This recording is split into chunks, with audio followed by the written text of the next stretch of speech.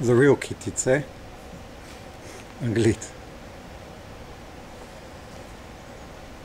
This week's Parashat begins with some of the laws regarding war. And it actually is an extension of the laws regarding war that was already recounted in last week's Parashat Shoftim. And it's very interesting that the Torah, in much of its addressing the phenomena of war, does not regulate the actual battle, doesn't regulate the fighting, but rather wants to regulate some of the things around the fighting. So, for example, at the beginning of this week's Parsha, we get the laws of the Eshet Yefat Toar, the beautiful maiden that the soldier finds in the midst of battle. And we know from reading the headlines in newspapers today that the rape of foreign women, that soldiers are, while in the midst of battle, is a common phenomenon. And the Torah here seems to want to work against that phenomenon. The vulgarity that's part of war leads to these other vulgar acts. And the Torah says, if you find a beautiful woman, you may marry her later. But first you have to allow her to mourn her family. You have to give her time. And it seems what the Torah is trying to do is to keep the soldier from behaving in an ugly fashion in the moment. Minimally, he will treat this woman in a somewhat better fashion than he otherwise would if he had allowed the passion from the heat of battle to overcome him and to rape her. And perhaps many commentators suggest that the idea is that after the heat of the battle is over, he will allow this woman to go free completely.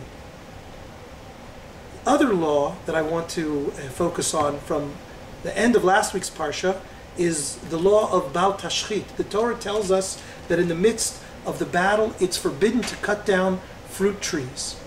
What I find in common between these two laws that are juxtaposed against each other is that in the midst of doing one of the most base, ugly, violent, and destructive acts, the waging of war, the Torah says you can't allow that destruction to overcome everything.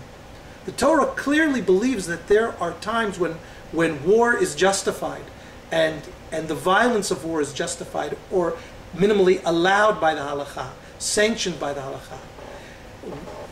In the midst of that, one could give up on all sense of the sanctity of life or the preciousness of people or of property. And the Torah says no. There are things that you may do in war, and there are things that you may not do in war. And one cannot allow the cynicism or the destruction that comes along with war to overtake all of one's endeavors. I think this is a very, very powerful approach to thinking about the imperfection and violence in the world, and a tremendous challenge for us who live in this compromised, imperfect, violent world. And I think it may be a reflection of something that already goes back to the very beginning of the Torah. We know from a careful read that initially in the very first chapter of the book of Genesis, the first few chapters, that humanity was vegetarian. There was no violence whatsoever, no taking of life, even animal life, and even animals were not permitted, did not eat the flesh of other animals. After the flood, though, there seems to be a sense that that bar is too high.